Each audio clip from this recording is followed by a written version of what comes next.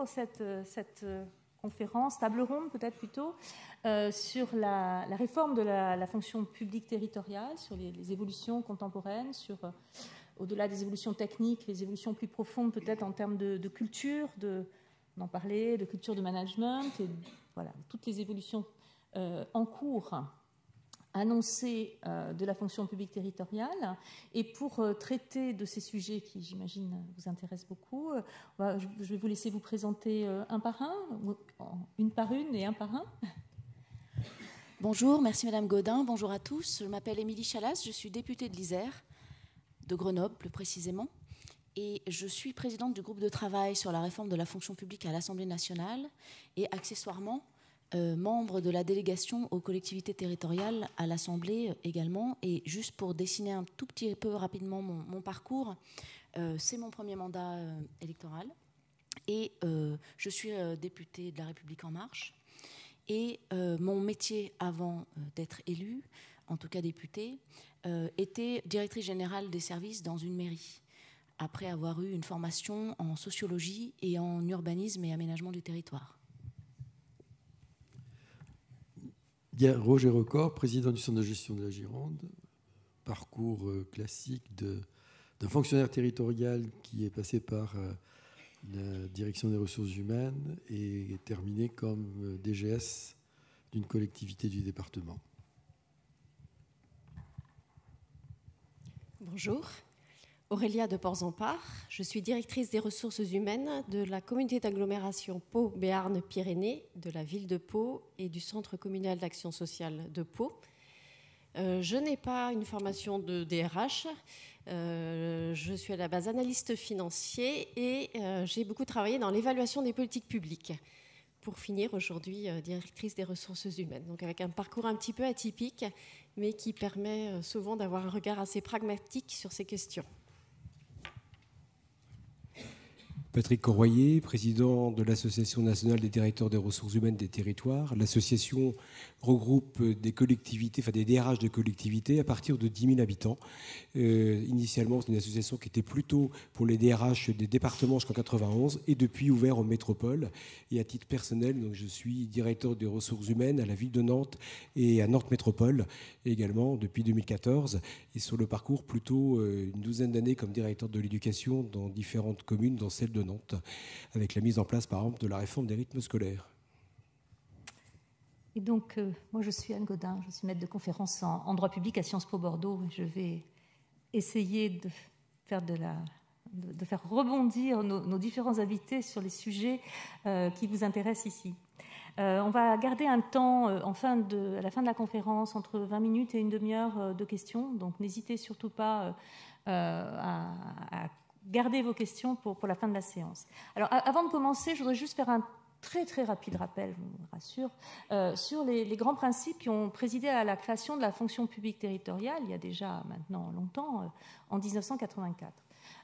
Ça nous paraît peut-être évident aujourd'hui qu'il y ait une fonction publique territoriale, mais pour les plus anciens d'entre nous, ils savent que ça n'a pas toujours été le cas et qu'il y a eu beaucoup de discussions, de débats qui ont conduit donc à la fixation de ces principes. Alors, la première préoccupation, et donc le premier principe qui a été posé, c'était l'unification des règles applicables aux agents des collectivités territoriales. Il faut se souvenir qu'avant 1984, selon le type de collectivité, alors on ne parlait pas de la région, en tout cas pas sous la forme d'aujourd'hui, mais quand même entre les départements, les différentes communes, il y avait des solutions différentes et des réponses statutaires différentes. Donc en 1984, on souhaite avoir un cadre qui permet cette unification. Alors ça pourra faire l'objet de discussions. Est-ce que ça a encore un sens aujourd'hui? Est-ce que c'est quelque chose qu'il faut garder?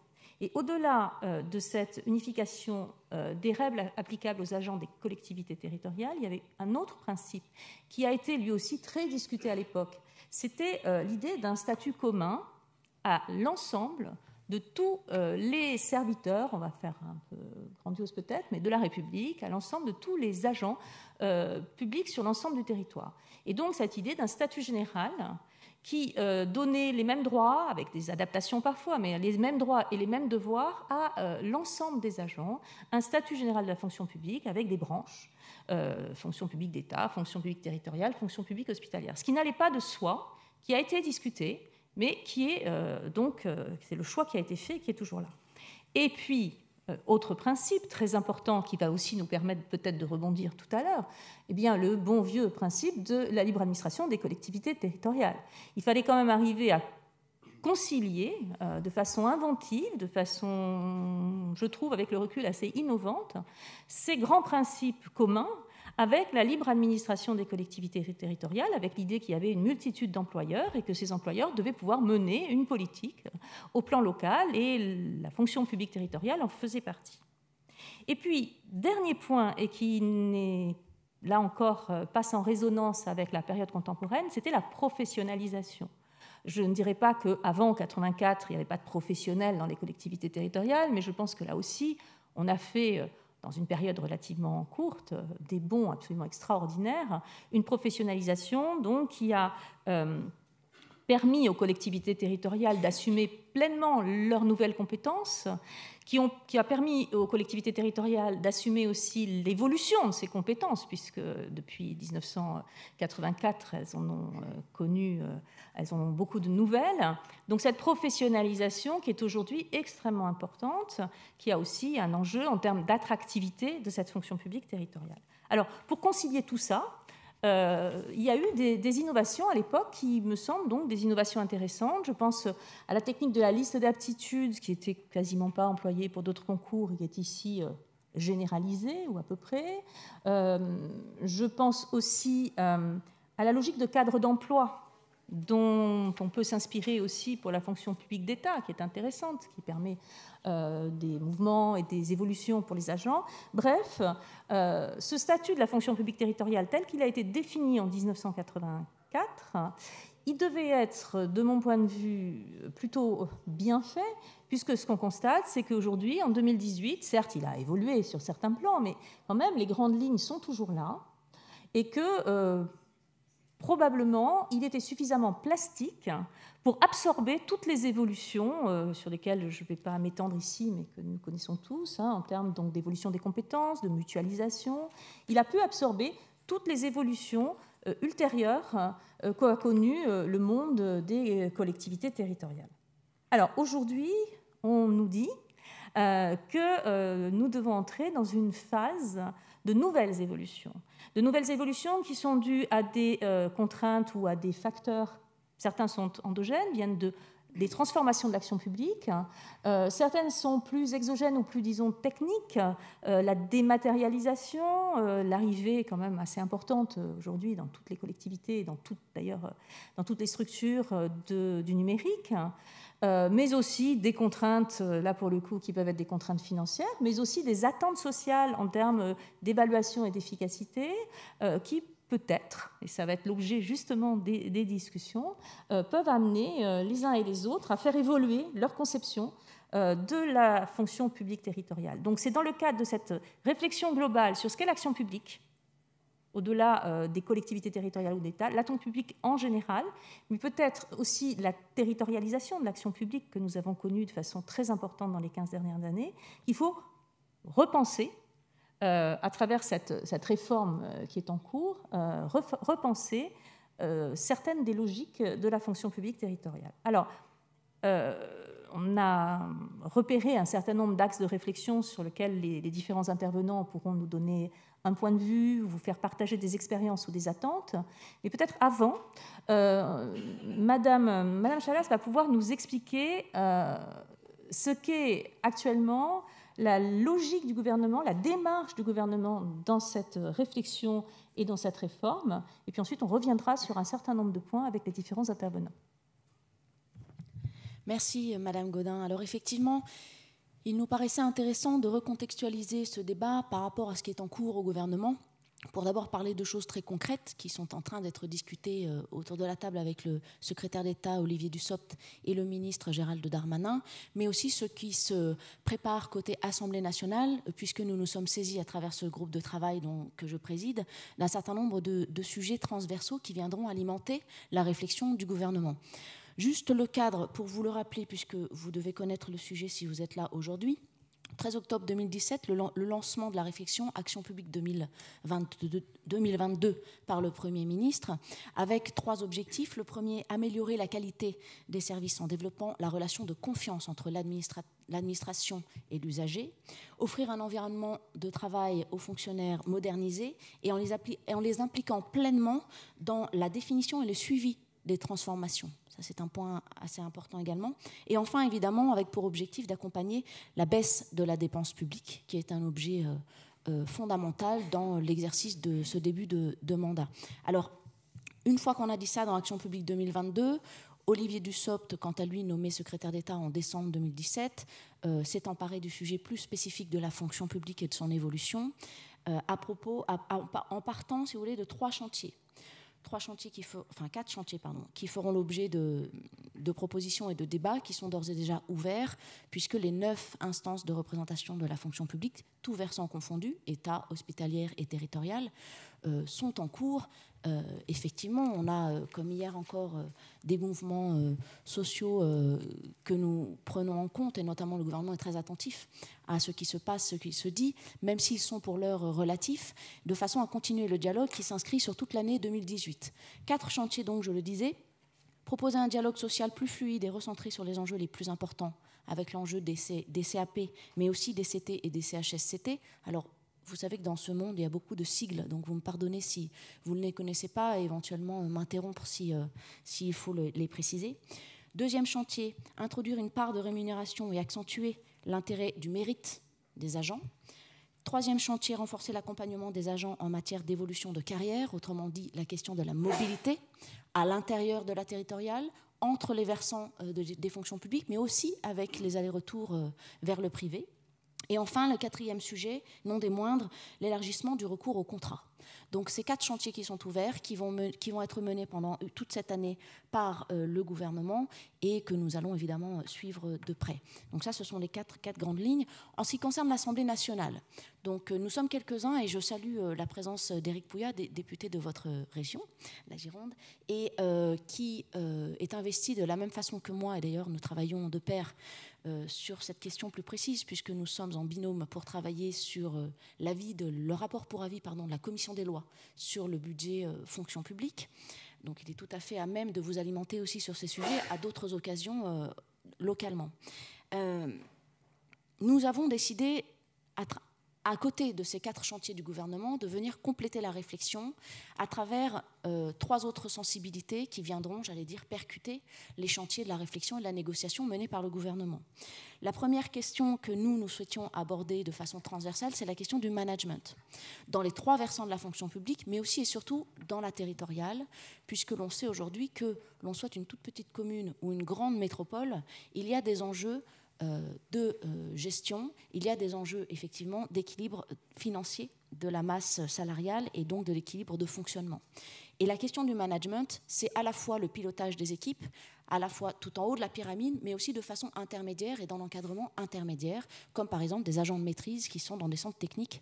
Eux aussi sont des managers et aujourd'hui, la place du management dans la fonction publique et dans la fonction publique territoriale en l'occurrence, est assez mal comprise, mal perçue, et alors qu'elle est fondamentale pour la conduite du changement et que nous sommes dans une période, en tout cas c'est la volonté du gouvernement, de réforme, d'avancée et de changement.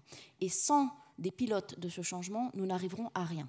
Donc ça, c'est notre premier axe transversal. Deuxième axe transversal, la révolution numérique. Alors, la territoriale n'est pas la plus mauvaise, j'allais dire, élève des trois versants, puisque ça fait partie des strates j'allais dire, de développement numérique, informatique et de dématérialisation les plus avancées. On le voit bien, et je pense dans votre quotidien, vous le voyez, c'est un engagement pour nos élus qui sont parfois dépassés par la chose informatique et la dématérialisation, et en même temps qui nécessite de vraies compétences et de vraies transformations des métiers. Donc c'est un enjeu pour nous fondamental et sur lequel notre ministre Majoubi doit avancer également. Enfin, 3e chantier que nous ouvrons à l'Assemblée, c'est finalement refaire le point sur le sens de l'intérêt général, l'importance du statut et ce qui fait cause commune l'ensemble des fonctionnaires des 3 versants, mais ce qui fait aussi leur singularité, à la fois pour chacun des versants, et notamment dans la territoriale, la multiplicité des employeurs, par exemple, ce qui n'est pas le cas à l'État, ou dans les corps d'État, la différenciation entre les différents segments, qu'on soit à l'armée ou à l'éducation nationale, le rapport à la fonction publique et à l'intérêt général n'est pas le même. Donc d'aller chercher ce qui relève de la généralité et ce qui relève de la singularité. Et enfin, trois prérequis à ce travail qui nous paraissaient incontournables et que partage notre groupe majoritaire. C'est d'abord, on peut transformer, on peut moderniser, on peut révolutionner le travail des fonctionnaires et de la fonction publique et des services publics sans pour autant remettre en cause le statut. Et nous protégerons le statut. Ça, c'est notre premier prérequis. Le second prérequis, c'est de pouvoir parler de la fonction publique en sortant du fonctionnaire bashing. C'est quand même en France quelque chose d'assez spécifique que l'on ne voit pas forcément dans les autres pays européens ou internationaux. Très spécifique à la France, cette contradiction entre la volonté, le désir et le respect du service public de la part de nos administrés en France, et en même temps cette contradiction de reprocher pique-pendre aux fonctionnaires. Donc il y a un vrai enjeu sur le fonctionnaire bashing ou le dénigrement des fonctionnaires pour ceux qui n'aiment pas les anglicismes. Voilà, je crois qu'il faut sortir de cela pour réfléchir de façon sereine et en toute objectivité sur la situation de la fonction publique. Et enfin, troisième élément de contexte de notre réflexion, c'est l'objectif à terme, qui n'est pas celui qui donne le sens de la réforme, mais qui est l'objectif, c'est la réduction de 120 000 postes au titre du quinquennat présidentiel. 120 000 postes répartis tels quels, 50% de postes en moins à l'État et 70 000 en moins dans la territoriale. D'où l'importance de le rappeler, puisque c'est un engagement présidentiel.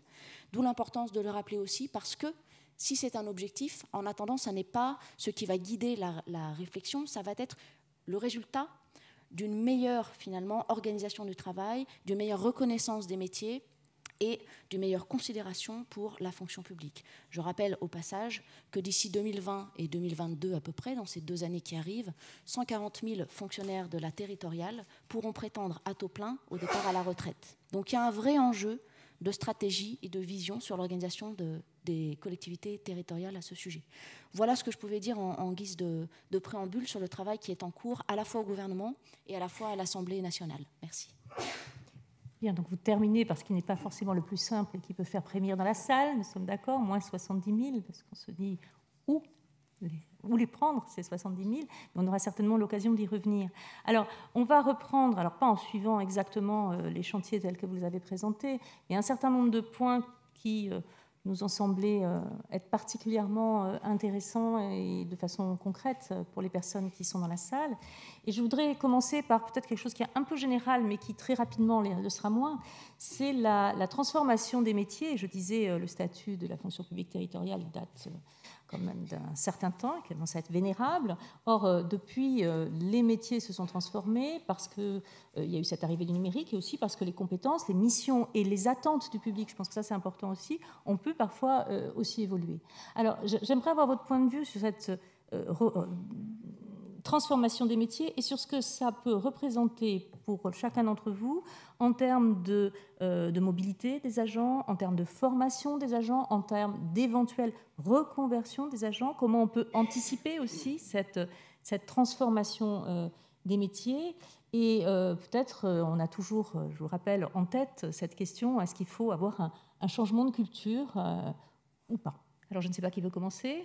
Madame de Port-Sampard, je vous en prie. Alors, Madame Chalas l'a dit, l'action publique se transforme. Et ça, nous le constatons tous les jours. Les métiers doivent se transformer parce que concrètement, les demandes des citoyens évoluent très fortement. Et nous, il faut qu'on s'adapte. Il faut que les ressources humaines s'adaptent. Et on a l'impression de passer un peu d'une gestion des ressources humaines qui était figée à une gestion des ressources humaines qui doit impérativement s'inscrire dans le temps. C'est clair qu'un Reaper qui commence à 20 ans, on n'est pas sûr que dans 40 ans, il pourra être Reaper, ou il sera Reaper. Alors, il y a ces 2 questions. Il y a le pouvoir et puis son devenir. Est-ce qu'il pourra tenir à pousser des bennes pendant 40, 50 ans? On voit qu'aujourd'hui, c'est plutôt un rêve. Enfin, c'est pas un rêve, mais c'est difficile. Et dans 40 ans, est-ce qu'on n'aura pas d'autres machines qui seront capables, toutes seules, de ramasser les bennes à ordures? Donc pour cet exemple très concret, on voit bien qu'on ne peut pas dire à quelqu'un qui rentre jeune fonctionnaire à 20 ans qu'il aura le même métier. Il y a une transformation des métiers parce que l'action publique évolue, mais aussi parce que nos agents évoluent. Et dans beaucoup de collectivités, on est face à un vieillissement de ces agents. Si je prends l'exemple de Pau, un exemple très concret, on est à un âge moyen de 47 ans. À 47 ans, c'est pas vieux, mais sur des métiers qui peuvent être pénibles physiquement, on s'aperçoit qu'il y en a certains qui souffrent déjà d'usure professionnelle. Donc, transformation des métiers, c'est non seulement une nécessité pour répondre à l'action publique, à ce qu'on nous demande, mais c'est aussi une nécessité en matière de gestion des ressources humaines. Il y a une vraie question qui se pose alors sur les parcours professionnels. Comment on accompagne ces parcours professionnels? Est-ce que c'est un parcours qui doit se faire entièrement dans la fonction publique ou aussi en dehors? Ça, c'est une vraie question. Parce que de là découle l'entrée dans la fonction publique ou la sortie de la fonction publique. Et puis, il y a la question de la formation.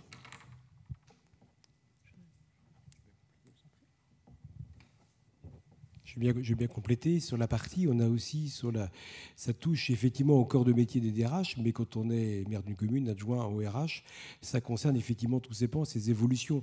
Jusqu'à présent, on était effectivement sur son bassin d'emploi à recruter, en particulier pour les catégories C, pour tout ce qui est effectivement, on a dit les RIPER, mais on pourrait multiplier les agents des écoles, voire les ADSEM, même s'ils font un CAP petite enfance.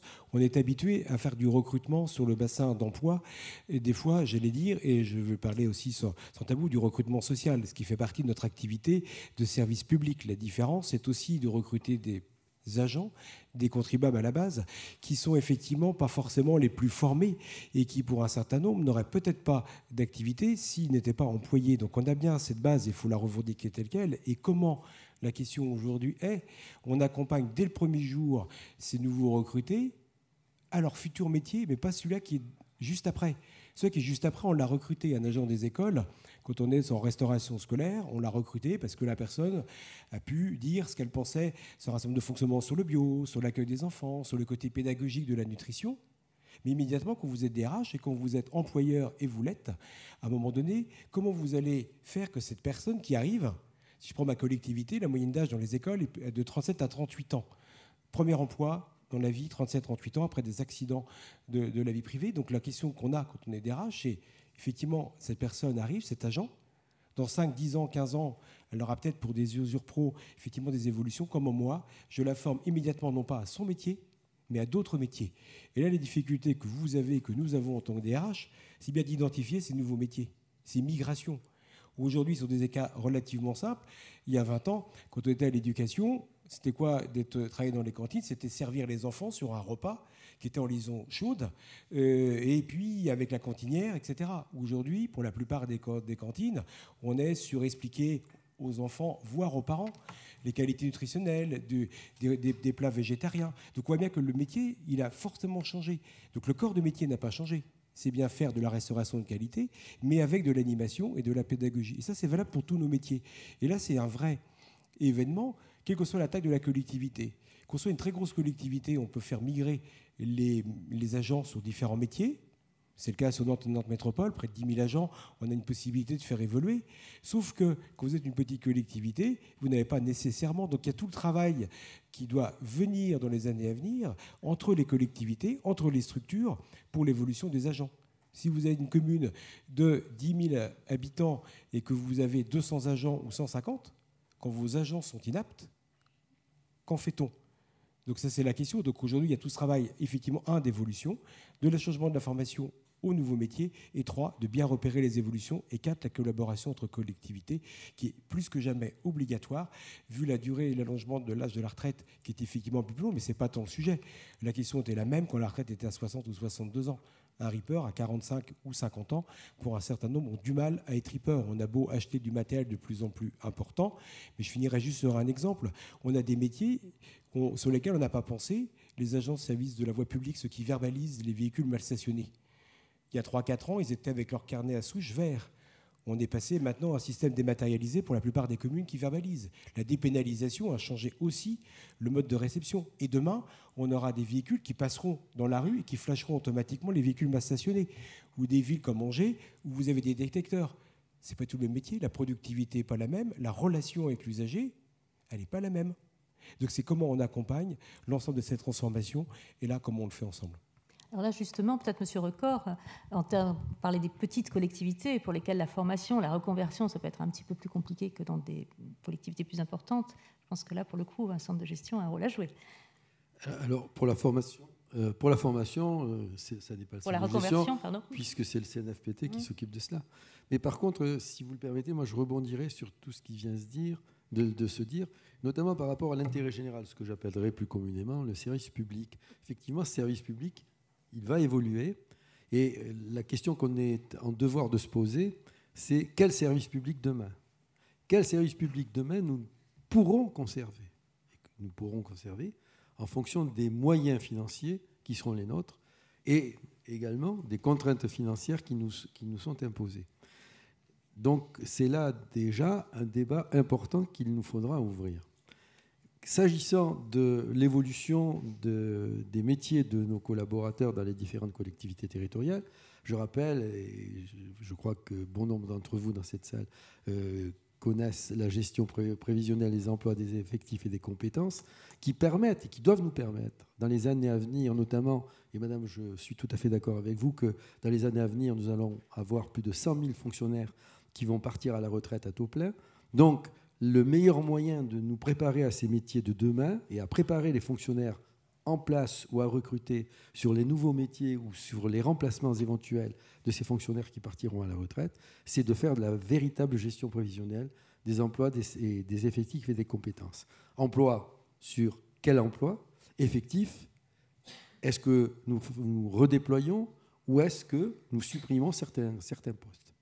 Voilà, je crois, des thèmes de réflexion qu'il va nous falloir gérer et les gérer en concertation. Alors, pour ce qui concerne les centres de gestion, ce sont des thèmes qui nous tiennent à cœur puisque les ressources humaines sont quand même un des axes fondamentaux qui nous anime et qui nous porte auprès des employeurs territoriaux et des fonctionnaires territoriaux. Mais il y a également cette volonté de la part des centres de gestion fédérés autour de la Fédération nationale des centres de gestion, à savoir la mutualisation. Et un récent rapport d'ailleurs de l'IGA fait apparaître que la mutualisation sera certainement un des leviers demain du meilleur moyen d'utiliser la fonction publique territoriale et de mieux déployer les fonctionnaires territoriaux dans nos collectivités.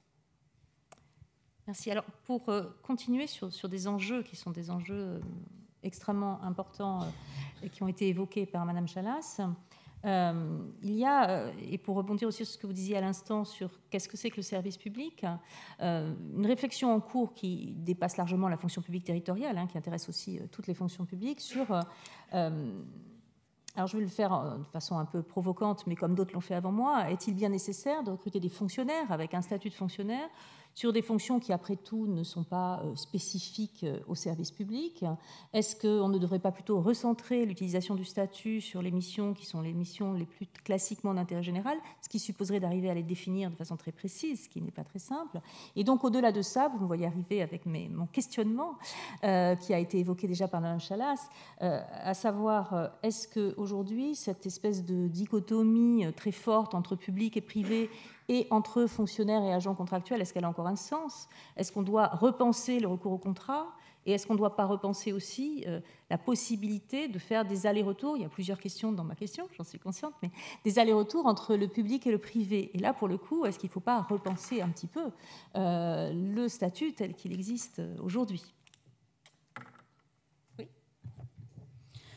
Merci. Alors, effectivement, si on repart de votre question sur les métiers, ce que l'on constate quand même, et chacun d'entre vous, j'imagine aussi dans sa collectivité et à son échelle, puisqu'on a des échelles différentes dans la territoriale. Et effectivement, quand on est une petite commune avec 10 ou 15 agents, et quand on est une grande métropole avec des milliers d'agents, la considération RH ne peut pas, et ne doit pas d'ailleurs, être la même. Il y a quand même une vraie montée en gamme, de par la décentralisation et la montée en compétences des collectivités territoriales, une vraie montée en gamme en termes de technicité et de compétences juridiques et techniques qui nécessitent des formations initiales riches, denses, mais qui nécessitent aussi des techniciens d'application plus performants, plus pointus, plus sectorisés. Ce qui ne facilite pas, du coup, la mobilité, plus on est expert dans un domaine, moins on va être généraliste. Donc c'est assez contradictoire et pourtant il va falloir faire avec cet état-là. Deuxième point que je voulais souligner, c'est effectivement l'enjeu de la dématérialisation qui fait que, vous avez donné d'ailleurs d'excellents exemples, certains métiers vont disparaître ou s'effacer, tandis que d'autres vont émerger, notamment dans la gestion des flottes de voitures électriques ou d'automatisation, ou notamment de réseaux informatiques et dématérialisés. Donc ça, c'est aussi des nouveaux métiers qui émergent et qui vont nécessiter, par exemple, alors c'est pas du tout mon domaine, donc pardonnez-moi pour ceux qui sont dans l'informatique si je me trompe, mais des qualifications particulières en informatique ou en réseau, de gestion de ces données, qui aujourd'hui, dans les concours, pour ne parler que d'eux, tels qu'ils existent, sont assez minoritaires. Les parcours pour arriver à être fonctionnaire alors qu'on a un bagage informatique aujourd'hui ou spécialiste, par exemple, de l'intelligence artificielle et de tout ce qui va arriver dans les 10-15 ans à venir, n'existent pas. Et il n'y a pas de porte d'entrée. Donc on a un vrai sujet sur les concours et l'entrée dans la fonction publique, de la même façon qu'on a un vrai sujet sur la compétence. Et à ce titre, le gouvernement, et nous estimons, et en tant qu'ancienne directrice générale, je trouve que ça a du sens, que la contractualisation, puisque c'est à mi-mot ce dont vous parliez, fait sens. Fait sens parce qu'aujourd'hui, vous le savez aussi, certaines missions sont ponctuelles pour la mise en place ou l'organisation d'un service spécifique et qui, dans la durée, va générer un besoin de gestionnaire, mais pas forcément une compétence initiale de structuration.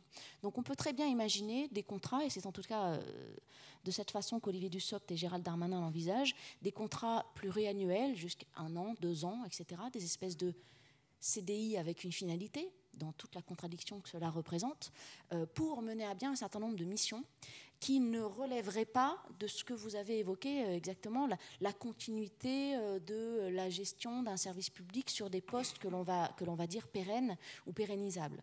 Donc il y a une opportunité et à mon avis un réel besoin de cette flexibilité, de cette souplesse dans les collectivités territoriales, notamment. Et enfin, je voulais revenir sur la question de l'échelle, puisqu'il y a un vrai enjeu, effectivement, pour les petites communes qui voient, et ont vu en tout cas jusqu'à 2018, puisqu'en 2018, les choses se sont stabilisées, ont vu leur budget et leur dotation baisser de façon notoire, et qui ont une masse salariale qui est évidemment difficile à réorganiser, alors que quand on a des centaines ou des milliers d'agents, les choses peuvent se coordonner de façon un peu plus souple.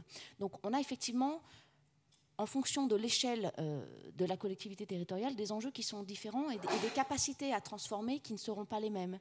Donc c'est quelque chose dont il faut avoir conscience pour mener à bien ces transformations et qu'il faut accompagner. Et évidemment, peut-être certains d'entre vous me sentent venir, pour ces plus petites communes ou ces plus petites collectivités, l'intérêt de la mutualisation est fort, l'intérêt des fusions des communes est aussi fort, nous l'encourageons fortement et le gouvernement le relance régulièrement. D'ailleurs, les incitations financières ont été renouvelées pour les 2 prochaines années pour la fusion des communes et l'avancée vers la mutualisation. Alors, un mot sur la mutualisation pour ne pas être trop longue, excusez-moi.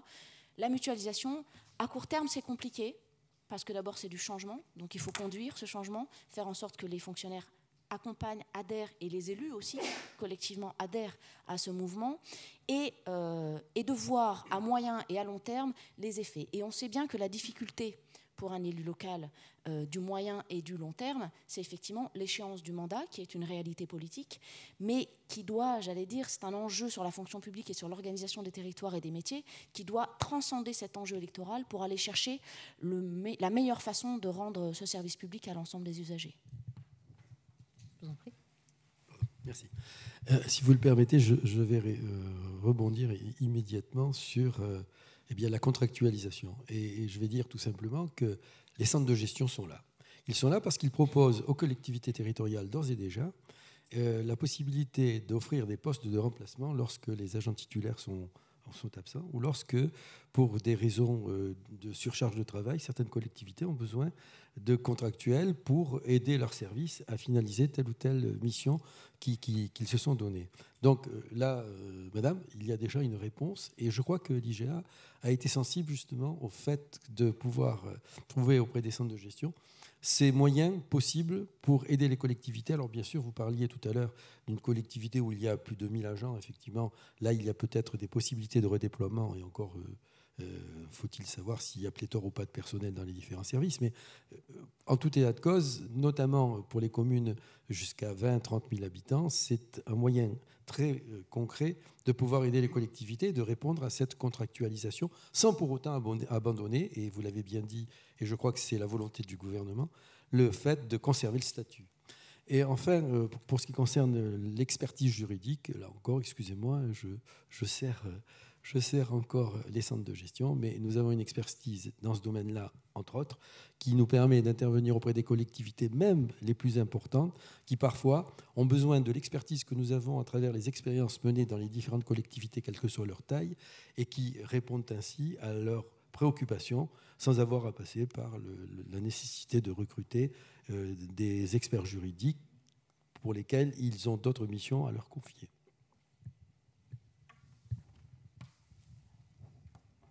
Alors, je suis désolée, je vais parler pour une grande collectivité. Pour moi, le recours au contractuel, c'est peut-être pas le principal nœud du problème. On a déjà recours à des contractuels. Ils ne sont pas du tout majoritaires, mais on le fait. On a des problèmes de recrutement, effectivement, quand on a des nouveaux métiers. On voit clairement l'émergence de nouveaux métiers. Pour vous prendre un exemple très concret, on a recruté récemment des spécialistes de la 3D. Spécialistes de la 3D, il n'y a pas beaucoup de fonctionnaires territoriaux qui savent utiliser ces logiciels hyper performants, et on a eu effectivement recours à des contrats. Et c'est sur ces métiers-là qu'on a des difficultés parce qu'on n'est pas concurrentiel. On n'est pas concurrentiel parce que souvent, c'est des jeunes talents qui ont déjà des CDI dans des boîtes privées très performantes et qui en plus ont des hauts niveaux de rémunération. Donc, ils ont beau, certains, avoir le sens du service public, c'est parfois compliqué de les faire venir. Et moi, je trouve ça dommage parce que ça vaut le coup et parce qu'on en a besoin et parce que l'action publique le mérite. Donc, on arrive quand même à les faire venir, mais c'est compliqué. C'est compliqué parce qu'on essaie de leur faire comprendre que ils auront un premier contrat de 3 ans, puis un deuxième, et qu'après, on pourra seulement leur donner un CDI. Mais il y a aussi, bien sûr, le problème de la rémunération. Alors, on a un peu plus de marge avec le RIFSEP. Ça serait encore mieux s'il était transposable sur les ingénieurs. Un petit message au passage à nos institutions pour qu'on puisse avoir quelques marges de manœuvre. Sur les autres, là, on est sur des catégories A, très techniques, très spécialisées. Là, effectivement, on aurait besoin de souplesse. Sur les autres catégories, je ne suis pas sûre qu'on ait besoin vraiment de beaucoup de souplesse. Les catégories C, on les recrute directement, on les stagiarise, on les met en stage tout de suite. Et sur les catégories B, à part quelques techniciens aussi très spécialisés, on a peu de contractuels. Une autre difficulté qu'on rencontre sur ces recrutements contractuels, c'est la réactivité. C'est que les procédures sont lourdes, c'est que les déclarations de vacances d'emploi qui doivent durer 2 mois nous retardent, nous freinent. Le contrôle de légalité, alors je vais être un peu directe, mais parfois fait du contrôle d'opportunité. Et on a besoin plus en fait de souplesse et de possibilité de réactivité qu'autre chose. Enfin, c'est mon avis personnel. En essayant d'être le moins redondant possible, sur la contractualisation, alors déjà, ça concerne effectivement qu'un peu plus de 300 collectivités, et donc les plus importantes. Donc la question, elle est, de façon, je vais l'élargir un peu. Je ne connais pas une collectivité, quand on en parle au sein de l'association des DRH des territoires, qui n'a pas fait des efforts financiers du fait des dotations globales de fonctionnement en diminution, du fait d'un certain nombre de recettes fiscales qui sont plafonnées, du fait de la pression fiscale. Donc ce n'est pas tout à fait nouveau. À titre personnel, que j'ai commencé il y a 25 ans en carrière, mon budget de masse salariale il était de moins 1%, parce que la collectivité est en cavalerie budgétaire. Donc on empruntait en fin de mois pour payer les salaires, Ville d'Angoulême ou d'autres. Je redonne pour les plus anciens. Donc c'est vrai que c'est quand même récurrent et que les maires des collectivités et les fonctionnaires qui y participent sont quand même dans une tradition depuis longtemps d'une maîtrise de la masse salariale. Aujourd'hui, effectivement, il y en a qui, un certain nombre, ne respectent pas forcément ces économies, mais en tout cas, la plupart, quand on compare avec les DRH des collectivités, j'en connais peu qui, depuis 2014, aient maintenu des trends d'augmentation de la masse salariale à plus 5 ou plus 6%, comme ce fut le cas dans les années 90, voire 2000. Donc aujourd'hui, la contractualisation est effectivement un point. On entend peu parler dans les associations des DRH aussi d'une grande peur de ce 1-2. tout le monde attendant un peu de voir comment ça se passera sur les chiffres définitifs en 2019, puisqu'en fait, on est sur une contractualisation en juin 2018 avec un effet par rapport au compte arrêté en fin 2018, et ça sera en 2019, soit un an, ça ne vous a pas échappé, avant certaines élections. Donc on verra effectivement comment concrètement les majorations se font, mais il y a une question quand même particulière que je voudrais revenir au-delà même de ces maîtrises, c'est le fait que l'attractivité du territoire, elle n'est pas la même sur le territoire.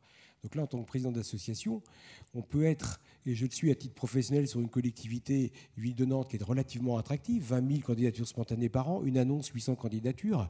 Donc le débat contractuel, non contractuel, il ne se pose pas. Par contre, quand on discute sur certains départements de France, elle n'est pas tant sur le contractuel, pas contractuel, c'est trouver quelqu'un pour le poste déjà au début.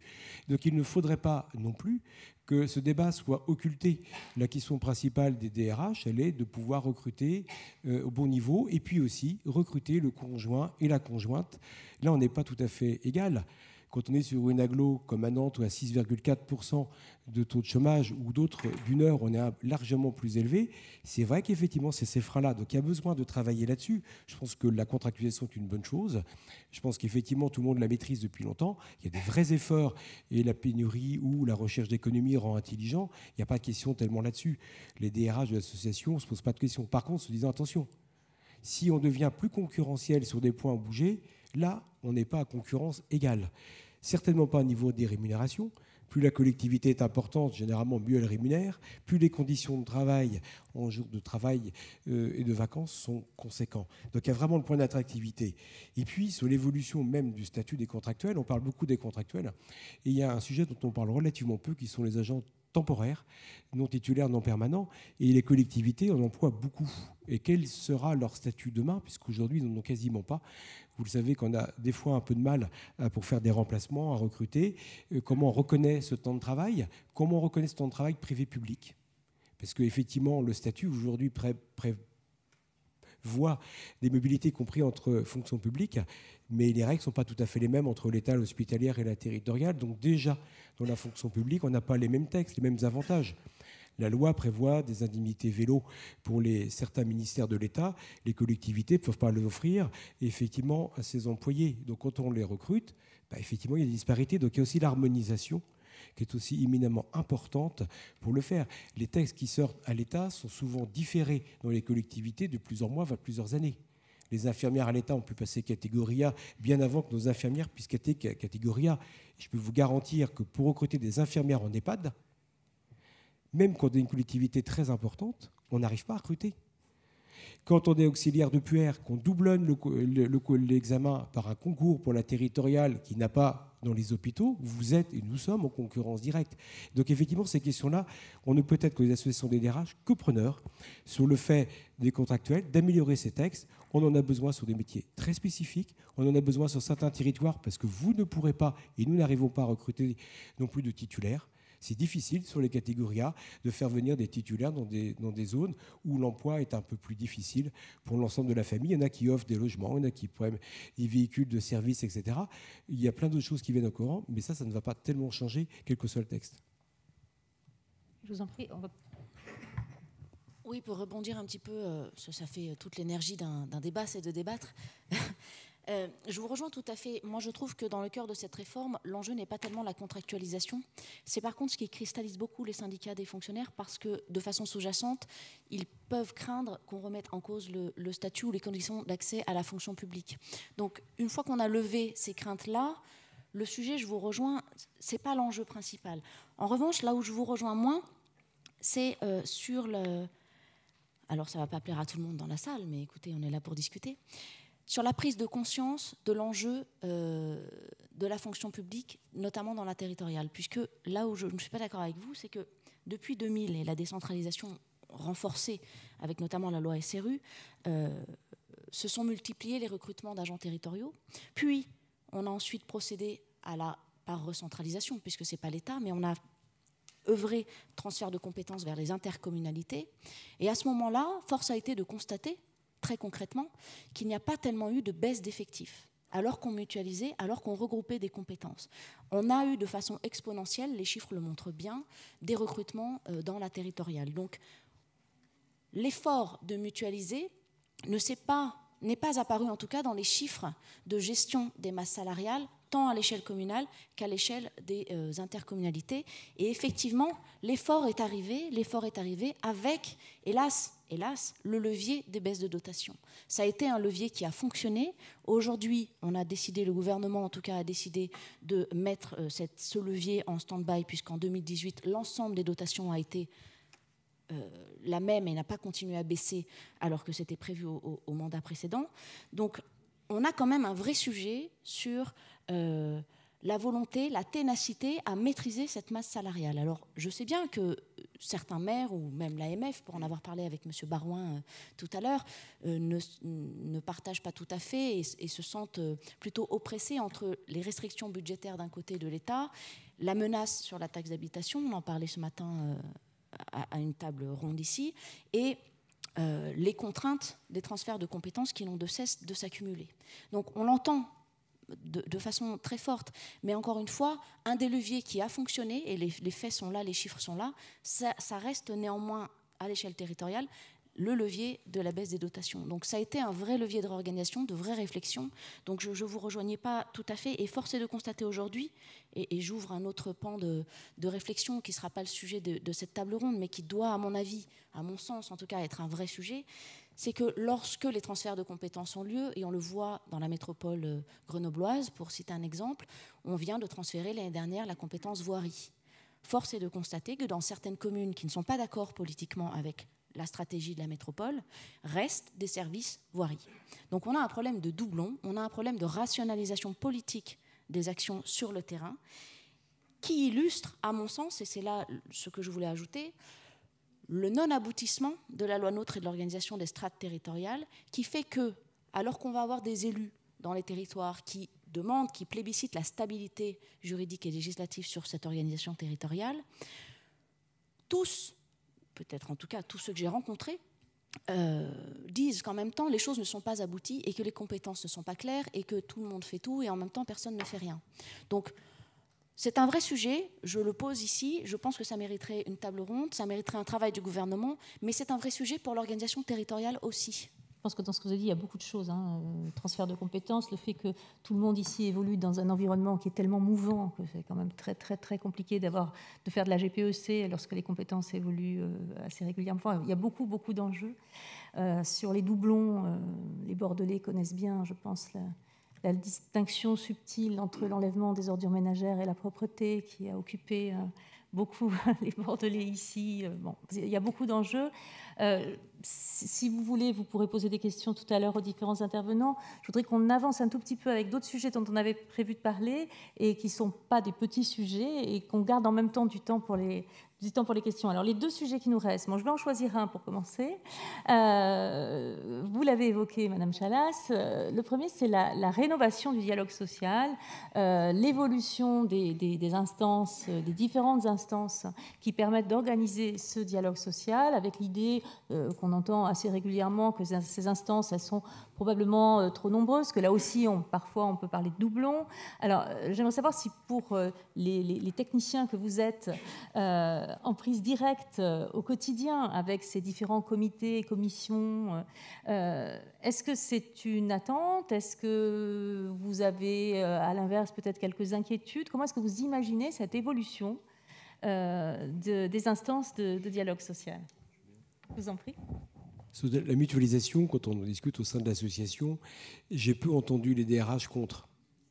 Voilà. C'est-à-dire qu'effectivement, aujourd'hui, il y a à la fois, effectivement, par les centres de gestion, évidemment, tous ceux qui sont affiliés, déjà, le fonctionnement qui est donné aux centres de gestion et les collectivités plus importantes cherchent à mutualiser, y compris précédemment, entre les communes et la métropole, la communauté urbaine ou l'agglo, etc., de mutualiser les instances. Là, effectivement, pas forcément pour des économies, d'ailleurs, aussi pour un système plus simple de gestion de l'ensemble de ces agents. Quand on mutualise des instances, là, du coup, entre une commune et une métropole, c'est clair que l'aire de mobilité des agents est beaucoup plus simple. Quand on travaille à 20 plutôt qu'à 1, c'est effectivement plus de choix. Là, on revient au début de la question en disant la formation, le parcours pro. C'est clair que quand on a beaucoup à pouvoir le traiter, c'est forcément mieux.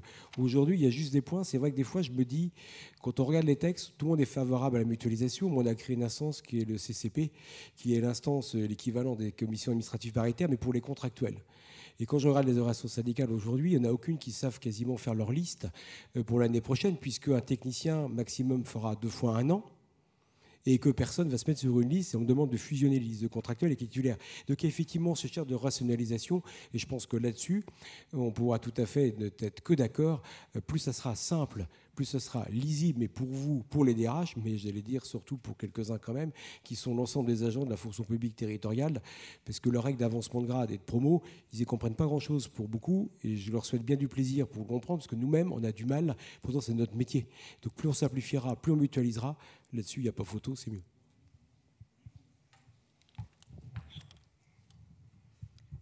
Alors, le dialogue social, c'est une question d'actualité puisque nous sommes dans une année d'élection professionnelle. Alors, à Pau, on a eu la chance d'en faire l'année dernière, donc on s'est déjà entraîné à cet exercice. La question qu'on se pose, au-delà de la rénovation des instances, c'est l'efficacité du dialogue social et ce qu'on en fait aujourd'hui. On a eu un taux de participation aux élections de 57% l'année dernière. Quid de la représentativité des syndicats avec un taux de 57%.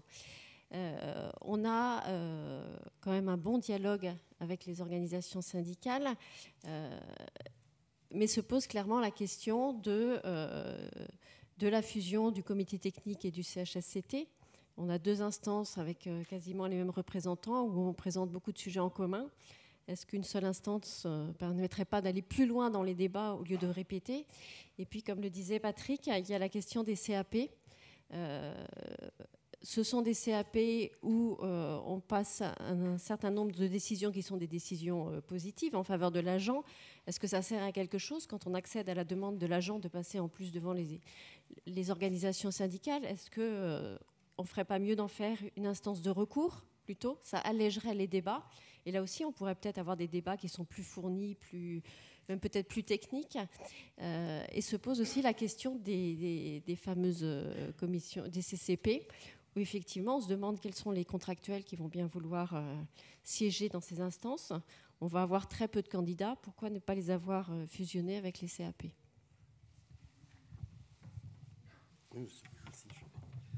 Si vous le permettez, encore une fois, je vais parler des centres de gestion et pour cause, parce que pour ce qui concerne le fonctionnement de CHSCT et CAP, eh bien, nous avons une véritable expérience concrète, puisque nous représentons toutes les collectivités qui ont jusqu'à 350 agents. Donc, le dialogue social, nous connaissons également. Et l'avantage que nous avons dans cet échange dans le dialogue social, c'est qu'il y a une collégialité de la part du collège des représentants des employeurs territoriaux qui, généralement, dans la quasi-totalité des centres de gestion, ne posent aucun problème aux représentants des personnels qui siègent dans les différentes catégories également. Et c'est un gros avantage parce que ça permet ainsi de lisser les débats et d'avoir une objectivité dans les choix et les critères qui permettent ainsi, en retour, aux employeurs territoriaux et à leur administration, eh bien, d'avoir un retour plus positif où ils n'ont pas à se confronter eh bien, aux difficultés majeures. Personnellement, pour les avoir connus lorsque j'étais dans DGS dans une collectivité qui n'était pas au centre de gestion, où là, la difficulté est bien plus grande puisque nous avons à dialoguer d'une manière parfois difficile et cela ne peut que créer des tensions. Donc, les centres de gestion, là encore, ont le mérite d'offrir aux collectivités territoriales la possibilité d'avoir un échange sur le plan du dialogue social allégé et simplifié. Et je dirais pour conclure qu'il serait intéressant que, effectivement, la loi prévoit que, notamment pour les intercommunalités, et je crois que c'est une démarche importante du président de la Fédération nationale des centres de gestion, il n'y ait pas de possibilité de retour en arrière pour les collectivités affiliées au centre de gestion vers les CAP, CHS localisés sur les différentes communautés de communes et comités d'agglomération. Parce que là, ça pose un problème et au bout du compte, personne n'est content. Ni les autorités territoriales, ni les représentants des personnels. pas. Alors, pour donc avancer et garder du temps pour les questions, parce que je suis sûre qu'il y en aura, on peut passer peut-être au dernier point, même s'il y a quelque chose d'un peu arbitraire, aller sélectionner des points comme ça. Celui-ci nous a paru intéressant. Il a été évoqué tout à l'heure un peu en filigrane, c'est celui des conditions de rémunération des agents publics. Vous avez évoqué le fonctionnaire bashing, hein, l'idée que, bon, grosso modo, tu travailles pas, tu es payé quand même, hein, qui traîne quand même beaucoup dans l'opinion publique, mais aussi le besoin, ça a été évoqué par vous, pas complètement, auquel le RICEP ne répond pas complètement, de répondre en termes de rémunération aux particularités de certains postes, de certaines fonctions. Bref, la question qui se pose ici, c'est comment est-ce qu'on doit continuer à avoir une rémunération des agents publics et particulièrement des fonctionnaires qui dépend pour l'essentiel d'une dimension automatique et collective, ou est-ce qu'on doit introduire, penser une part de rémunération au mérite, même si c'est traditionnellement un peu un chiffon rouge pour un certain nombre de personnes. Alors, sur la rémunération, les conditions de rémunération, est-ce que là, il y a eu des évolutions? Est-ce qu'il doit y en avoir d'autres? Alors, aujourd'hui, dans la plupart des collectivités, les fonctionnaires territoriaux ont leur traitement indiciaire brut et un régime indemnitaire, normalement le RIFSEP, donc le régime indemnitaire lié au, je ne sais jamais, fonction, suggestion, expertise et engagement professionnel. Ce fameux RIFSEP permet, théoriquement, la rémunération au mérite. Alors, il s'avère que peu de collectivités l'ont fait. Alors, pourquoi ne l'ont-elles pas fait ? Peut-être parce qu'historiquement, c'est compliqué et que ça ne fait pas partie de la culture territoriale. Après, peut-être certaines ne l'ont pas, ou l'ont peu fait, parce que sur certains métiers, c'est quand même compliqué d'avoir une rémunération au mérite. Sur des cadres, il me semble que c'est possible. Ça suppose une certaine forme de management, mais je pense que c'est possible. Sur des équipes qui sont très techniques, très opérationnelles, prenons un exemple concret, la propreté urbaine, c'est quand même difficile de mesurer l'engagement d'un balayeur. Est-ce qu'il balaye plus vite que son collègue ou pas? Est-ce qu'il fait bien son travail ou pas? Souvent, dans la plupart des collectivités, on regarde l'absentéisme et le mérite égale présence au travail. Donc la vraie question, elle est là. Comment est-ce qu'on mesure le mérite? Comment est-ce qu'on met des critères suffisamment objectifs pour qu'il n'y ait pas des sentiments d'injustice? Je pense que ça dépend des catégories et ça dépend des métiers. Mais aujourd'hui, on a la possibilité de le faire et pourquoi pas essayer. Parce que sur le régime indemnitaire, le RIFSEP, je ne sais pas qui a eu la bonne idée de ce sigle, mais en tout cas, il est très joli. Sur le RIFSEP, il y a parti sur le SIA, qui est le complément individuel d'activité. Aujourd'hui, il permet de mettre en place une rémunération totalement individualisée pour une grande partie des régimes indemnitaires. Mais il y a deux choses. C'est que très peu de collectivités, quand on regarde les comparatifs, l'ont mis en place. Le RIFSEP, oui. Le régime indemnitaire, il s'est soit copier-coller des régimes indemnitaires antérieurs, soit permis d'améliorer les situations.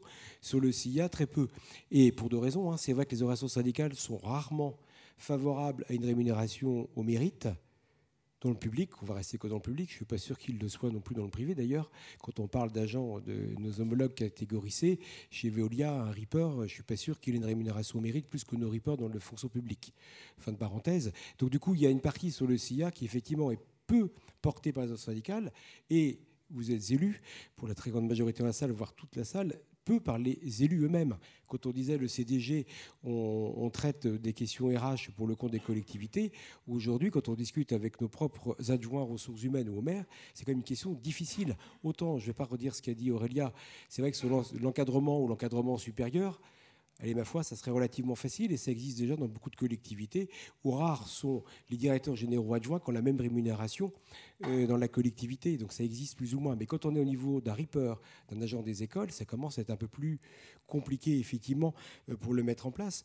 Et puis, le RICEP, par contre, il y a également une question, c'est que donner des primes et des régimes indemnitaires, quand ils ne rentrent pas en compte dans la retraite et dans les cotisations, c'est un peu compliqué aujourd'hui aussi à le vendre. Donc il y a aussi ces points-là. On a des vieux à des vieux relents de statuts qui ne servent plus à grand-chose, comme la nouvelle bonification indiciaire. C'est-à-dire qu'il a fallu créer ça à un moment donné pour permettre de compenser des rémunérations différentes entre filières, entre les techniques, les administratifs et les conservateurs. C'est vrai qu'il y a du toilettage à faire, c'est évident, parce que ça crée, et il y a un débat qu'on entend peu, et que nous on porte au niveau de l'association, c'est le débat égalité femmes-hommes. Et l'égalité femmes-hommes entre les fonctionnaires, ça passe aussi par les différences de rémunération entre les filières. La filière technique est plus rémunératrice que la filière administrative, qu'il est aussi plus que la filière culturelle, et encore plus que les médico-sociaux. Et quand vous regardez, les femmes sont majoritairement dans les médico-sociaux, et les hommes majoritairement dans les techniciens. Donc il y a une vraie réflexion là-dessus qui est amenée au-delà même du statut, qui est juste de l'équilibre et qui se posera pareil. Un métier technique est toujours mieux valorisé, qu'il soit statut fonction publique ou privé. Et donc aujourd'hui, il y a aussi l'offre et la demande. Donc aujourd'hui, le constat, il est, pour revenir sur les contractuels aussi, c'est de toute façon, nous, quand on recrute de façon générale les contractuels, ils sont légèrement mieux payés qu'un fonctionnaire titulaire. Donc quand on dit dans le même temps, il faut voir contractuel, la plupart des collectivités sont 2 à 3 échelons de plus en moyenne en contractuel. Une autre association des DRH disait à peu près 4% de masse salariale en plus, c'est pas rien. Donc du coup, ça veut dire qu'effectivement, il y a aussi ces réalités, ces pratiques qui doivent être travaillées. Et puis pour terminer là-dessus, c'est clair que la rémunération au mérite, elle doit être travaillée. On peut plus la travailler, c'est le fonctionnement, en tout cas ce qu'on nous ressent l'association, plus en semi-collectif. Vous avez un nouveau projet, vous accompagnez vers un nouveau métier, c'est peut-être là où effectivement il faut individualiser la rémunération pour accompagner le changement. Le changement est traumatisant, le changement est difficile. Comment on valorise le fait qu'un certain nombre de nos collaborateurs fassent l'effort de se former, d'évoluer, voire de se déplacer géographiquement, parce que c'est quand même pas aussi simple que ça. Quand on est à Vire dans le Calvados, quand on est à Guéret, c'est pas aussi simple d'aller travailler à l'autre bout de la France. Donc il y a aussi ces réalités. Comment on les reconnaît? C'est peut-être là où effectivement le mérite n'est pas forcément que sur l'activité qualité, mais c'est aussi sa reconnaissance du parcours et des efforts. Oui, je crois que effectivement sur cette question du mérite, moi je trouve qu'elle est intéressante pour l'avoir exercée d'abord dans ma collectivité d'origine. Elle est intéressante à un double niveau, et c'est une piste qui est retenue puisque c'est discuté en ce moment dans les chantiers d'Olivier Dussopt, qui est le mérite individuel, mais aussi la question du mérite d'une équipe, le mérite collectif. Donc ça a du sens aussi dans le fait de travailler en équipe, de porter un service public collectivement. Donc c'est des chantiers qui sont ouverts et sur lesquels on réfléchit évidemment. Mais je dirais, vous l'avez bien dit tout à l'heure, c'est quand même une question d'évolution de la culture. Et d'ailleurs, c'est le thème de la table ronde. C'est-à-dire qu'à un moment, il y a quand même un basculement à faire de culture de la fonction publique, de culture au rapport service public, à la fois à travers cette question du mérite, qui pose aussi la question de l'évaluation de l'agent, donc avec l'évaluation intermédiaire, ce qui repose la question que j'avais posée au début de mon propos, du management, des corps intermédiaires notamment, c'est-à-dire qui évalue.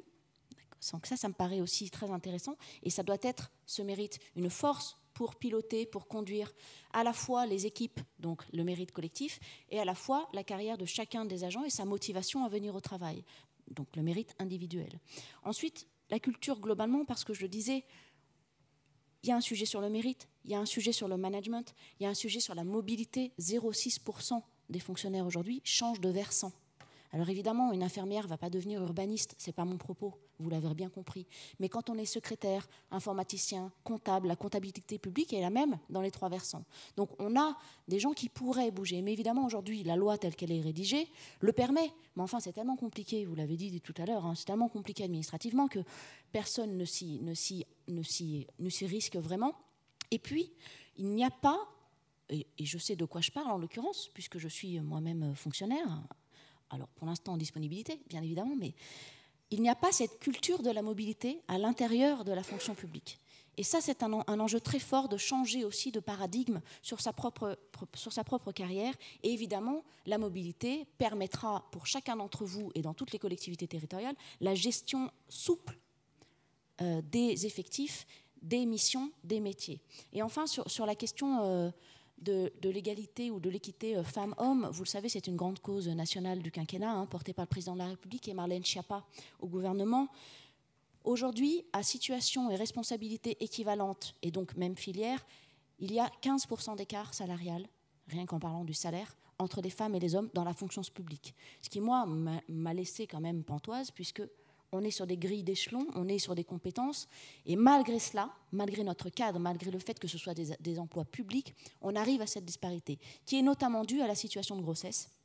Plus les femmes ont d'enfants dans leur carrière, 1, 2, 3 grossesses, plus l'écart salarial et la montée en responsabilité est pénalisée. C'est un vrai sujet, ça fait partie des chantiers transversaux qui ont été ouverts par Olivier Dussopt et que l'on doit effectivement prendre en compte pour que les femmes aient accès autant que les hommes, à partir du moment où elles en ont la compétence, aux postes à responsabilité et dans la progression de leur carrière et dans les salaires qui soient les mêmes que ces messieurs. Bien, alors on aurait voulu faire une petite conclusion en laissant une place à chacun sur la logique de l'innovation managériale. Je pense que ça serait dommage de ne pas la faire, mais alors, du coup, il faut que ce soit extrêmement court. Quelle représentation vous avez de cette logique de l'innovation managériale aujourd'hui? Est-ce que la notion même de management, d'ailleurs, qui n'était pas liée à la fonction publique jusqu'à une période récente, pour qu'on puisse derrière donner la parole à la salle. Donc, peut-être, je suis désolée de vous contraindre, mais allez-y, oui. Moi, je veux bien, et j'ai envie de dire, mais comment peut-on parler de quelque chose de nouveau alors qu'être manager, ça fait partie de la mission qui incombe à tout responsable, tout cadre notamment, à quelque niveau qu'il se situe. Et donc, pour moi, le manager-acteur, c'est celui qui demain va pouvoir justement participer à cette distribution de la prime au mérite, parce que, qu'on le veuille ou non, et les échanges entre les différents responsables des ressources humaines n'écartent pas cette flagrante vérité, à savoir que les collaborateurs qui sont sous les ordres des différents managers souffrent de voir que leur rémunération est la même, quelle que soit leur manière de servir. Donc, ça, c'est un constat. On n'a pas toujours aussi su utiliser les outils de management en matière de ressources humaines. Et ces outils, ils existent encore. Et ma foi, on arrive aujourd'hui à une uniformisation de la rémunération des agents, notamment dans la progression des échelons, etc.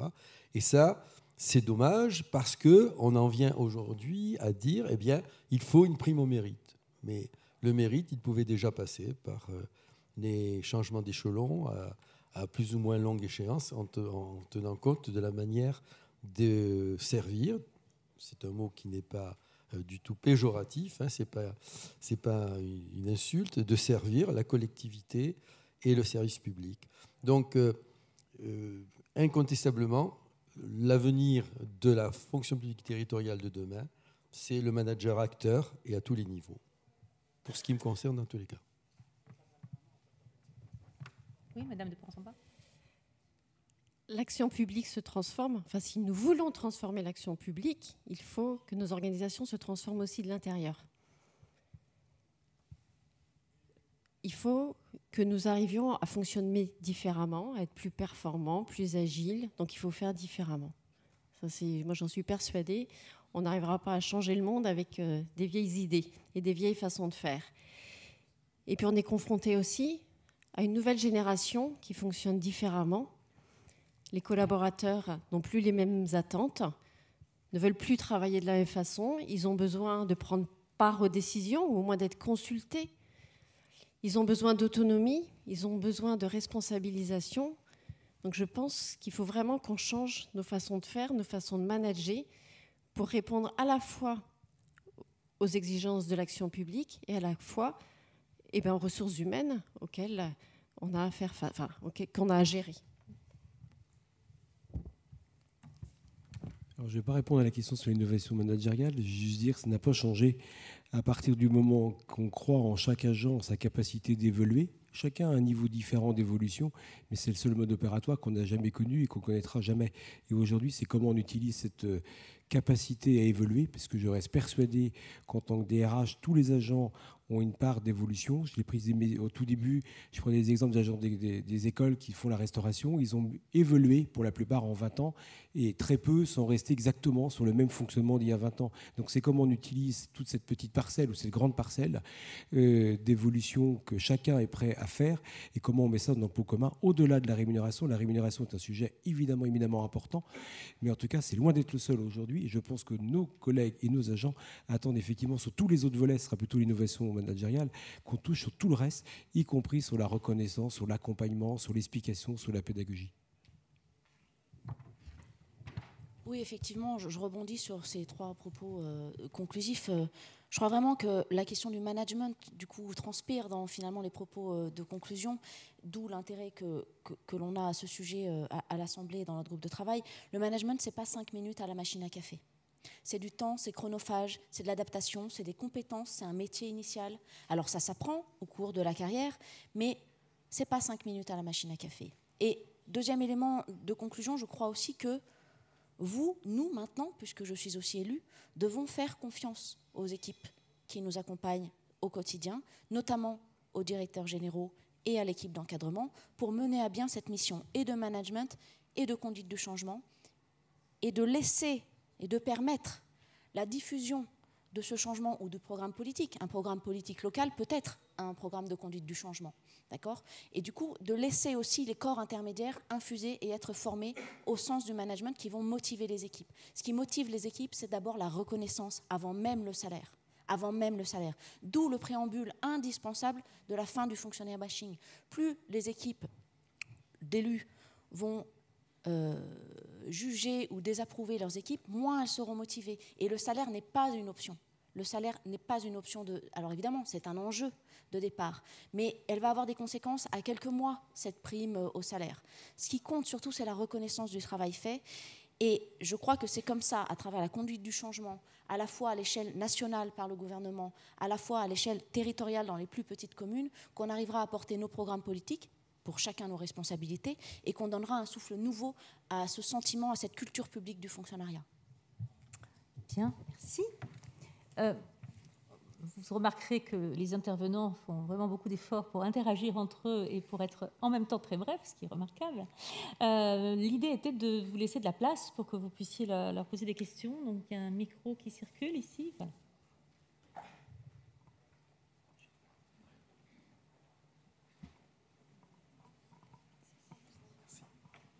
Bonjour, Pascal Morat, maire de Gelos, vice-président de la communauté d'agglomération de Pau. Bonsoir Aurélia. Je risque d'être un petit peu provocateur. Tout d'abord, je regrette que sur cette table ronde, il n'y ait pas d'élu local. Parce que finalement, le discours qui est porté, c'est le même. Alors, messieurs, dames... Je suis désolé, mais je suis élu. Vous êtes aussi élu, excusez-moi, autant pour moi. Je ne pourrais pas être président du centre de gestion si je n'étais pas élu. D'accord. Alors, excusez-moi, je vais être assez provocateur. J'ai entendu beaucoup de bonnes intentions et je pense que vous êtes tous très convaincus par vos propos. Moi, je suis maire d'une commune de 3800 habitants, 45 agents, 35 emplois pleins, et en fait, chaque agent est sur une compétence. Donc, en tant que maire, je n'ai aucun droit à l'erreur. Si je me trompe sur un recrutement, le statut de la fonction publique fait que je devrais faire avec. Pour vous mettre à l'aise, je suis moi-même cadre de la fonction publique territoriale. Donc le statut, je l'ai défendu pendant longtemps. Mais si je me trompe, je dois faire avec. Ensuite, Monsieur Record, vous parlez du centre de gestion et des remplacements. En 4 ans, les collectivités territoriales ont fait leur job. Elles ont encaissé la baisse des dotations de l'État. Et vous savez comme moi que la différence entre les collectivités et l'État, c'est que les collectivités sont obligées d'avoir un budget équilibré, pas l'État. Donc, les collectivités ont fait le job. Et aujourd'hui, ce que je regrette dans vos propos, c'est qu'à aucun moment, on ne parle de la position de l'exécutif et d'un maire. Un maire, aujourd'hui, peut-être que vous ne serez pas d'accord avec moi, il est comme un chef d'entreprise. Efficacité, efficience pour l'action publique. C'est-à-dire qu'avec des moyens qui ont été réduits de 30%, il doit apporter le même service public. Et pour ça, il doit tirer le maximum de ses employés. Aujourd'hui, ce que je vois, et pourtant je soutiens l'action de l'État dans le changement de culture qu'on doit donner, c'est qu'un élu local comme moi, d'une petite commune, parce que vous avez parlé de grandes collectivités, de grandes métropoles, mais moi ce qui m'intéresse, c'est les petites communes. Je pense qu'il y a des élus ici qui sont de petites communes. C'est comment on fait quand un employé... Alors, si vous êtes capable de répondre, je pense qu'on saura beaucoup être satisfait de votre réponse. Comment on fait quand un employé... eh bien, il ne suit pas la politique que vous souhaitez mener. Comment on fait quand un employé il a trop d'usages anciens pour se former et quand il a encore 10 ans à faire et que finalement on sait qu'il n'arrivera pas à se former? Parce qu'il serait tabou, il serait faux de dire que ce n'est pas vrai. On a tous, lors des changements de gouvernance, des nouveaux maires arrivent et ils doivent faire avec le personnel qu'ils ont. Sur des communes de 3500 habitants, on a 3-4 cadres qui mènent notre ligne de conduite. Ce sont ces 3-4 cadres qui vont mener votre politique pendant 6 ans. Pourquoi? Puisque l'État nous a demandé de faire notre job au niveau de la baisse des dotations, puisqu'il ne nous reste plus rien, parce que finalement, en dépenses de fonctionnement, je vous assure qu'il ne reste plus rien. Il n'y a plus rien à tirer. Pourquoi le maire n'aurait pas la possibilité de choisir tout simplement les collaborateurs avec qui il veut travailler? Il va avoir un DGS. Le DGS, aujourd'hui, dans une commune comme la mienne, il a besoin d'être bon en administratif, en fiscalité, en technicité, en management, en ressources humaines, en petite enfance, en tout. Voilà. Donc moi, c'est la question que je pose. C'est aujourd'hui, moi, maire d'une commune, pourquoi je ne peux pas finalement travailler avec qui je veux? Et excusez-moi, je vais peut-être choquer du monde, mais c'est la réalité, c'est comme ça. Lorsqu'on a des employés qui ne répondent plus à la mission qu'ils ont, et quand on est face à une difficulté avec les syndicats de pouvoir les remettre, excusez-moi du terme, dans le bon chemin, comment on fait? Parce qu'aujourd'hui, le centre de gestion, on ne peut pas faire appel, on n'a plus un rang. Voilà, excusez-moi de la facilité de mes mots, mais je trouve qu'il y a un fossé énorme entre les bonnes intentions dont vous nous avez fait part et la réalité du terrain. Et surtout, ce qu'on oublie, c'est le bon sens. Alors, le bon sens de nos décisions. Excusez-moi, j'ai été un peu long. Est-ce que Patrick Courrier peut nous répondre avec bon sens? C'est votre question concrète. Si on donne l'impression d'être en consensus ou consensuel, je pense que sur un certain nombre de thèmes, on peut l'être. Et après, moi, je n'opposerai pas, mais je répondrai à votre question très précise, entre les petites et moyennes collectivités, ou les très petites. Aujourd'hui, il y a effectivement une problématique majeure qui est valable pour une très grosse collectivité, comme une petite collectivité, que vous ayez 45 agents ou 9000. Quand vous avez 330 ATSEM dans une grande collectivité comme la ville de Nantes, par exemple, quand les ATSEM sont inaptes, c'est tout aussi une problématique que si vous en avez deux. Il faut en avoir conscience. Une ATSEM, ça ne se met pas forcément pour des questions de rémunération. Une ATSEM, elle a un cadre d'emploi, vous l'avez dit, médico-social, elle a un régime indemnitaire, elle a des études, elle a des points. Tout dépend de son inaptitude. Donc ça, c'est pour les volets. C'est pas plus simple. Et moi, je n'ai jamais fait, et l'association dont je suis le président, a des collectivités qui vont de 8000 à la plus grande qui était Lyon. Donc c'est vrai que vous voyez, l'écart, il est quand même assez important. Et quand on échange, on se rend compte que les problématiques sont largement les mêmes. Par contre, il y a des points communs. C'est qu'aujourd'hui, un agent, certes, c'est plus difficile. C'est pour ça que nous, on fait partie de l'association aussi en disant que pour insuffisance professionnelle, c'est compliqué de licencier ou d'arrêter. Mais techniquement, c'est possible. Quelle que soit la collectivité, un agent qui ne fait pas correctement son activité, il y a effectivement, soit pour des raisons médicales, un certain nombre de parcours. Alors, il est un peu complexe, je vous l'accorde, sauf que il est complexe, sauf qu'il existe. Un comité médical, une aptitude définitive, licenciement pour une aptitude, ça existe. Il y a des collectivités qui ne veulent pas le faire parce qu'il y a quand même un point.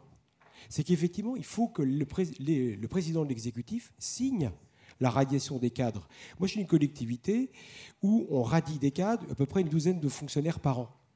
Je ne sais pas s'il y a beaucoup de collectivités où le président de l'exécutif signe quelqu'un qui a 38 ans, j'en ai un en tête, voilà, je vais prendre, 38 ans, la presse en a parlé puisqu'on a des recours, inapte définitif, on l'a licencié. Ça veut dire qu'aujourd'hui, le texte le prévoit, sauf qu'effectivement, ça veut dire, oui, c'est complexe, et c'est bien pour ça qu'il y a des associations, soit effectivement des RH, soit de DGS, soit de maires, pour permettre de capitaliser. Ce n'est pas nouveau, mais effectivement, aujourd'hui, c'est tout à fait possible, et ça l'a toujours été. Si ça peut simplifier. Si je peux me permettre, inapte, voilà. Ce n'était pas la question de monsieur, hein, vous parlez de quelqu'un qui est inapte. Insuffisance professionnelle, c'est pareil. Quelqu'un qui n'est pas apte à faire son poste, c'est... Eh ben, c'est insuffisance professionnelle. Le terme exact, voilà, je suis désolé, ça s'appelle insuffisance professionnelle, tout simplement. Quelqu'un qui ne fait pas son activité, il est censé être cantonnier. Alors, ça n'existe plus, hein, on ne dit plus cantonnier, mais enfin, il doit effectivement tondre la voirie sur les côtés et ramasser, il ne le fait pas. Et bien, effectivement, ça lui est notifié. L'entretien professionnel lui permet de dire qu'il ne le fait pas. Et vous pouvez tout à fait, et je le pratique depuis 25 ans, ce n'est pas le métier que préfère un DRH. Je suis DRH de petites collectivités, même plus petites que les vôtres, hein, en agglo, dans le Calvados. la moyenne, ou dans la Manche, les grosses communes, on n'a pas des masses. Hein. Et donc, du coup, effectivement, on pratique pareil. Simplement qu'effectivement, ça suppose d'être soit appuyé par le CDG ou d'autres, parce que c'est effectivement techniquement compliqué, mais vous pouvez le faire. Donc ça, c'est pour les cas les plus extrêmes. Donc au recrutement direct, dans les communes, quelles qu'elles soient, la plupart des postes de catégorie C étant sans concours, je pense qu'un certain nombre de présidents d'exécutifs ne se privent pas de recruter qui veulent. Monsieur Récor. Oui, alors si vous le permettez, déjà je vais éclaircir la situation. Roger Record, adjoint au maire de la commune de Cestas, 17 000 habitants, et délégué aux ressources humaines. Mais j'ai un autre historique dans mes fonctions, c'est que j'ai été fonctionnaire territorial aussi, et c'est une chance. Pour répondre, qu'est-ce que vous pouvez attendre du centre de gestion ? Ce que vous a dit en terminant son propos notre collègue, à savoir, vous rapprochez du centre de gestion qui vous donnera les conseils utiles. Et toutes les collectivités sont confrontées à ce genre de problème. Et le management, c'est quoi ? C'est que lorsque vraiment, après avoir abouti dans toutes les démarches de médiation, de discussion avec un agent, lorsqu'il ne fait plus le job, eh bien, il y a un arsenal de sanctions possibles qui vont jusqu'à la révocation si nécessaire. Mais après, il faut avoir la possibilité, et politique et en responsabilité, d'aller au bout de ce qui est mis à notre disposition. Là, pour le coup, on est dans le changement de culture, peut-être, justement. Oui, parce que... le changement de culture, il y a des collectivités qui le pratiquent depuis tout le temps, mais c'est vrai que c'est difficile quand on est président de l'exécutif, parce qu'à un moment donné, surtout quand c'est une commune qui est plus petite, évidemment, c'est vrai qu'effectivement, on va souvent au contentieux, au tribunal administratif, en cour d'appel, etc. Donc c'est vrai qu'effectivement, c'est des procédures qui se traitent souvent par voie de presse, parce que quand vous mettez fin au contrat, moi je mets fin aussi à des contrats à durée indéterminée pour insuffisance professionnelle, et j'en ai une prochainement par exemple que je vais recevoir, et c'est vrai qu'effectivement c'est difficile. La presse se fera fort de dire, vous vous rendez compte, il y a autant d'agents. C'est pour ça que la taille est tout. Comment j'explique qu'un agent, dans une collectivité qui emploie près de 10 000 collaborateurs, je ne suis pas capable de trouver le bon emploi à la bonne personne ? C'est ce que me demande le juge. Donc c'est tout aussi complexe. Il faut que je démontre que je ne peux pas reclasser la personne si elle est physiquement inapte ou autre. Mais la procédure, elle est longue. Ça peut durer des mois, voire des années. C'est vrai. Et à un moment donné, il faut accepter, et ça c'est compliqué, je vous l'accorde, qu'effectivement, à un moment donné, il y a la pression. C'est aussi des personnes qui ont évidemment des familles et autres. Et plus la commune, elle est petite, plus le lien, il est fort. J'étais DRH à Vire dans le Calvados, de l'Aglo. Voilà. C'est vrai que c'est compliqué parce que tout le monde se connaît et du coup, on ne peut pas communiquer officiellement. Vous ne pouvez pas dire aussi librement la réponse que je vous fais en disant insuffisance professionnelle, vous allez juste dire je mets fin à la collaboration avec une telle, un tel, qui va dire vous vous rendez compte, je passerai le terme vulgaire qui me venait à la tête, mais en parlant du maire ou de madame le maire, en disant vous vous rendez compte comment il est, j'ai voté pour lui, j'ai voté pour elle, etc. Et ça, vous l'aurez. Mais c'est vrai qu'effectivement, il faut le faire. Et les centres de gestion pour les petites communes sont vraiment à même de le faire.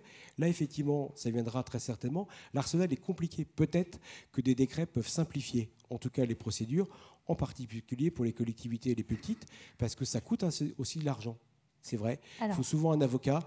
Il faut souvent, parce que vous n'êtes pas votre DGS ou vous-même féru. Et voilà. Donc, comme on pleure plus sur la victime qu'on prend pour victime, c'est vrai que ça mérite. Mais les CDG sont là pour ça aussi. Il ne faut pas hésiter. Et ça, c'est vraiment un discours.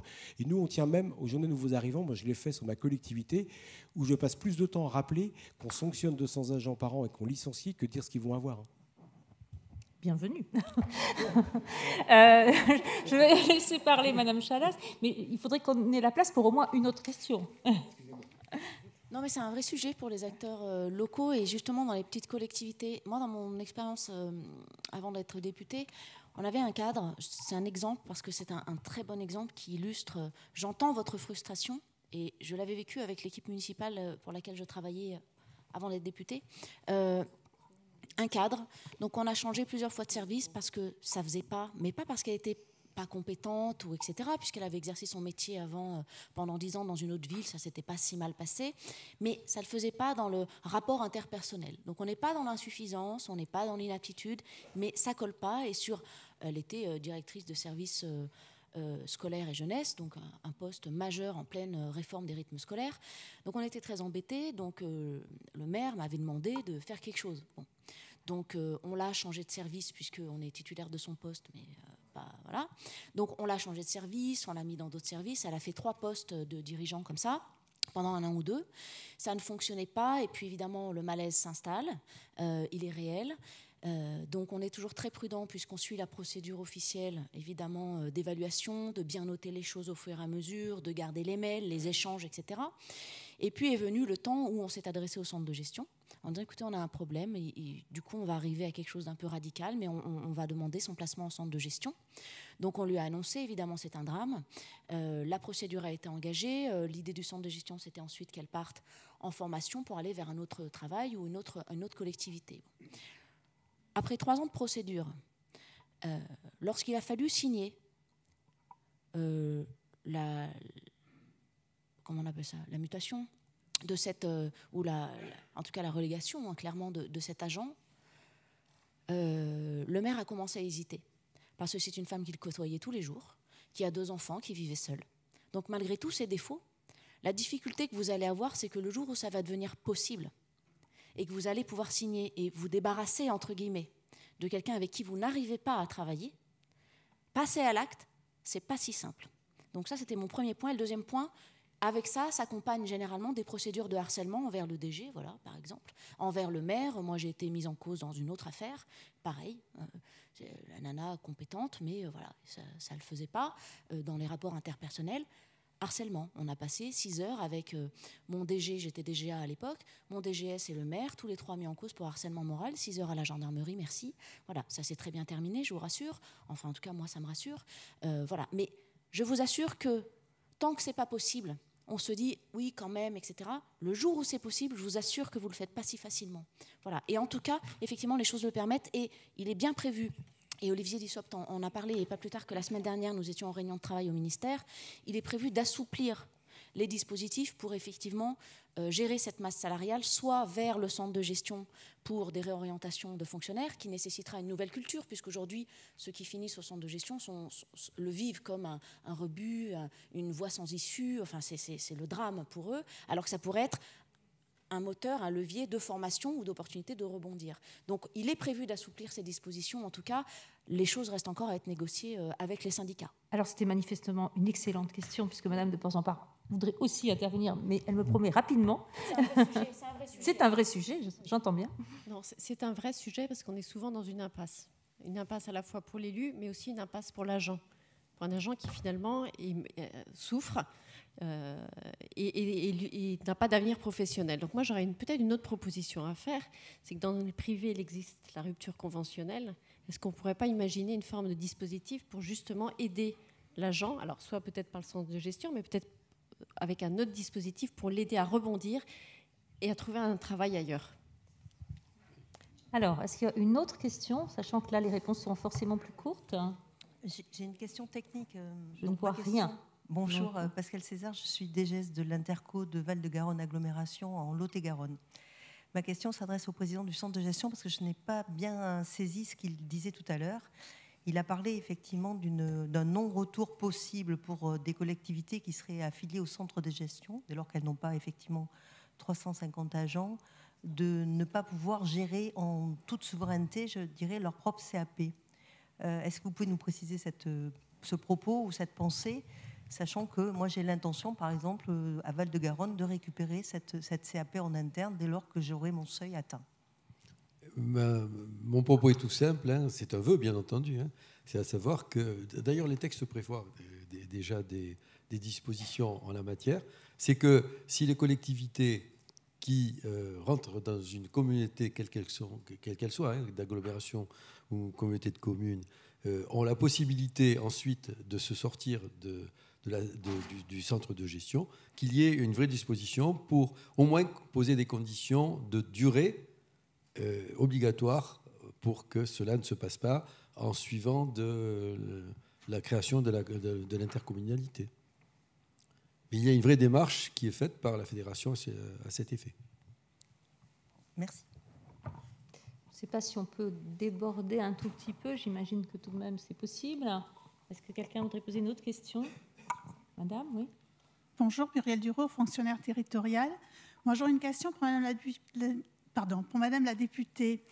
Vous évoquiez au début de votre propos un étonnement sur le fait que les mouvements successifs d'intercommunalité n'est pas faciliter la réduction des effectifs territoriaux. Alors, effectifs territoriaux, c'est ceux des intercommunalités, des départements, des régions, etc.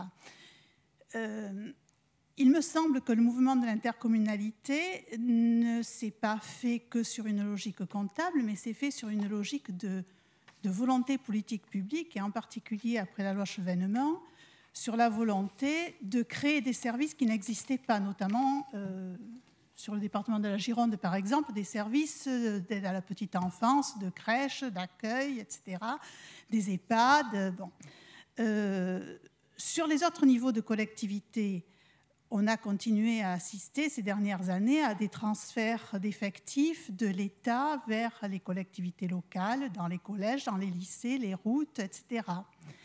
Et enfin, pour faire écho à la conférence de ce matin, sur la libre administration des collectivités locales, un président de département a fait part de difficultés liées au fait que certains services ne sont pas déployés par l'État et doivent être compensés par les collectivités locales. Par exemple, les foyers d'accueil pour personnes handicapées dépendantes, qui génèrent pour la Gironde, l'absence de place dans ces foyers génère pour la Gironde une dépense de 44 millions d'euros par an.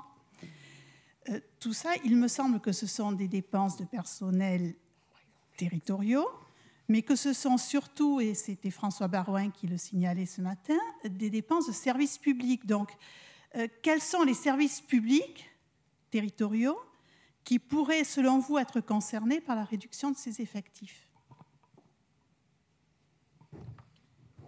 Je me garderai bien d'avoir un avis généralisé sur le sujet. Ceci étant dit, puisqu'on parle des départements, il y a aussi la question des mineurs non accompagnés. Pour mettre les pieds dans le plat, on sait combien ça coûte, et combien ça coûte notamment aux départements. Et en Isère, on est bien concerné par le sujet, puisqu'on est à 140 millions dépensés chaque année, en tout cas en 2017, sur les mineurs non accompagnés, avec une vague très forte d'arrivée de migrants. Donc c'est des vrais sujets qui ne sont absolument pas tabous et qui posent la question, encore une fois, c'est ce que j'ai dit tout à l'heure, des compétences et de qui fait quoi aujourd'hui. Qui fait quoi entre les collectivités territoriales, mais qui fait quoi aussi entre les collectivités territoriales et l'État. Et à juste titre notamment, j'aimerais que l'on puisse réfléchir, ce n'est pas la position du gouvernement, ça n'est que la mienne, donc je parle en mon nom seul, j'aimerais que l'on puisse effectivement réfléchir à, par exemple, la question de la compétence sociale, qui, moi, me pose un questionnement sur le fait que cet été décentralisé, puisqu'aujourd'hui, entre plusieurs départements de France, les Français ne vont pas avoir le même droit social, d'accompagnement social, où que l'on se trouve sur le territoire français. Moi, ça me paraît être une injustice, alors que ça me paraît être une fonction régalienne. Donc c'est un sujet, à titre tout à fait individuel, je le répète, qui, moi, m'interpelle, et je me demande quel est l'intérêt d'avoir décentralisé ce sujet, par exemple, plutôt que de l'avoir gardé centralisé. Ça fait partie des sujets. En plus, on est en train, effectivement, de réfléchir, et c'était dans le programme d'Emmanuel Macron, ça a été relativement décalé dans le temps pour l'instant, au positionnement des départements dans notre organisation territoriale. Donc, par exemple, voilà, quelque chose qui pourrait être réfléchi. Ensuite, ce n'est pas quelle compétence on sabre plutôt qu'une autre. C'est globalement comment on peut réviser notre organisation, faire en sorte que la dématérialisation aboutisse à du gain de productivité, d'effectivité, comment on motive les équipes pour faire plus dans le même temps de travail. Voilà, toutes ces questions-là arrivent, et encore une fois, je repose la question des doublons. Je suis navrée, mais c'est une réalité, on le constate dans toutes les intercommunalités, avec les communes notamment, mais aussi sur la question sociale, pour reprendre mon exemple, dans un département de France, il y a 36 guichets d'aide sociale. 36 guichets d'aide sociale, alors que la compétence est confiée au département. Donc, on a quand même un vrai sujet. CCAS, CIAS, guichet du département, etc., j'en passe, et des meilleurs. Donc, on a des vrais sujets de flottement sur qui fait quoi dans les compétences, et de mettre à un moment une limite politique de la part des élus et des acteurs locaux, de dire voilà, la compétence est là-bas, ça n'est plus moi, ça n'est plus de ma responsabilité. Donc il y a des choses à éclaircir. Et ensuite, la montée en charge des services publics dont vous témoignez, je l'ai vu aussi, et on l'a vu en Isère, on l'a vu partout en France. Aujourd'hui, les propos du gouvernement, c'est de dire avons-nous encore les moyens financiers à l'État et dans les collectivités de développer autant de services, de les rendre avec autant de précision, autant de développement partout en France? Est-ce qu'il faut cibler? Est-ce qu'il faut prioriser? Est-ce qu'il faut se réinterroger sur la portée et la nature du service public? C'est une vraie question. Alors, je crois que là, on est en train de déborder largement du thème initial. Je pense qu'on aura entendu des choses sur les départements qui vont partir, qui vont rester dans nos têtes. Il y avait une dernière question, en fait, on a le temps. Voilà, on a le temps. Merci. Avec Poulia, moi je suis le Émilie Chalas de la Gironde en fait, voilà, parce que je travaille exactement sur les mêmes sujets qu'elle. D'ailleurs, je précise que sur la diapo, il y a écrit groupe de travail sur la réforme de la fonction publique territoriale. On fait la fonction publique tout court, hein, pas que la territoriale. Voilà, c'est important parce qu'on travaille effectivement sur les trois versants. Juste, moi, très rapidement, juste une chose, c'est on parle de changement de culture de la fonction publique. J'ai envie de dire, la fonction publique, elle a aussi des employeurs. Donc c'est aussi un changement de culture de la part des élus, peut-être, hein, qu'il faudrait aussi... Je rejoins un peu ce que disait du coup tout à l'heure un intervenant précédent. Certes, monsieur est adjoint au maire de Cestas, mais ça aurait été bien qu'on ait des maires employeurs et uniquement employeurs qui puissent avoir une parole en tant qu'employeurs strictement autour de la table. J'aurais une petite, je pense qu'une petite provocation, ça serait de dire dans ce cas-là aussi, s'il faut un changement de culture donc des fonctionnaires, changement de culture des collectivités, et donc aussi l'idée que s'il faut adapter, s'il faut que le personnel municipal s'adapte à l'évolution de ces métiers, il faudrait aussi que les collectivités s'adaptent à l'évolution des services publics, parce que même si les Français sont très attachés aux services publics, ils sont quand même très critiques vis-à-vis de leur efficacité et de ceux qui le font vivre au quotidien, parfois injustement d'ailleurs. Donc il serait aussi bien de penser à comment le service public de demain ne soit pas simplement plus de service public qu'hier, mais peut-être un service public plus adapté au territoire. Alors, merci pour cette intervention. Juste, je voudrais remarquer que cette réflexion, mais vous l'avez souligné, ça ne concerne pas que les collectivités territoriales. C'est pour faire un lien, parce que j'ai de très mauvais yeux, j'ai la lumière dans la figure, mais je vois une personne que je connais qui pourrait parler pour l'État, et que donc cette question de la réflexion sur ce qu'est le service public et au-delà de la fonction publique, ce qu'est le service public, l'intérêt général, les moyens de répondre aux attentes de nos compatriotes, il y a plein de façons d'y réfléchir et pas uniquement dans les collectivités territoriales. Merci à tous d'avoir été, je pense, précis et concis, et merci à vous.